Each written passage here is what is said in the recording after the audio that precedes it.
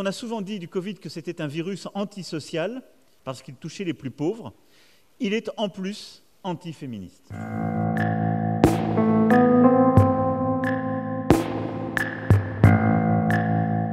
Le sujet qui nous occupe aujourd'hui, ça n'est rien moins que la moitié de l'humanité.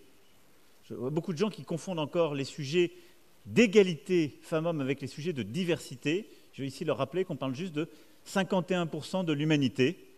Et donc, on doit agir face à tous les défis qui sont les nôtres, parce qu'il y a urgence. Alors, il y a d'abord urgence à cause du contexte.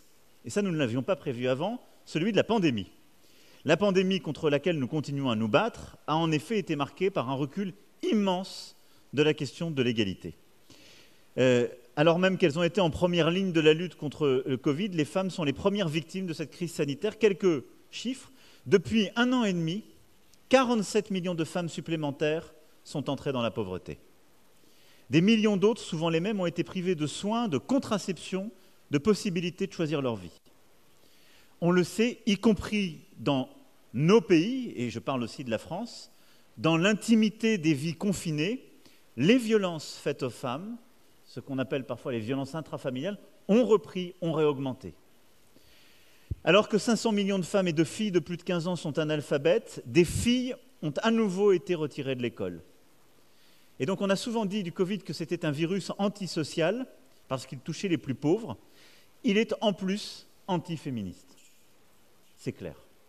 Et je le dis très clairement, je revendique, avec les dirigeants qui sont là, d'être féministe. D'être féministe au nom du fait que le féminisme est un humanisme. Et que défendre la dignité des femmes, les droits des femmes, c'est en même temps défendre la dignité et les droits des hommes. Ils ne sont pas séparables, parce que la condition humaine n'est pas sécable, parce que le combat des Lumières est un combat pour l'humanité, donc pour les femmes et les hommes ensemble, inséparables en destin et en conditions. Et donc oui, les droits des femmes et des filles sont universels, comme le sont l'ensemble des droits humains, partout, tout le temps.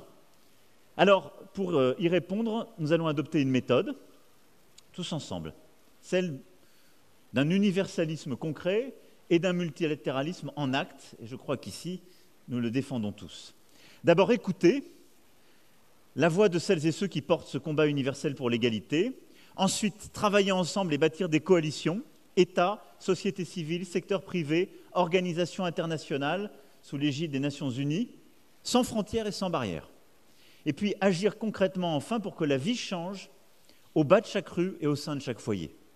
Pour que les matins des femmes dans le monde se retrouvent avec le goût de l'espoir et très clairement montrer que nous n'avons l'intention de rien céder, d'agir et d'avoir des résultats concrets.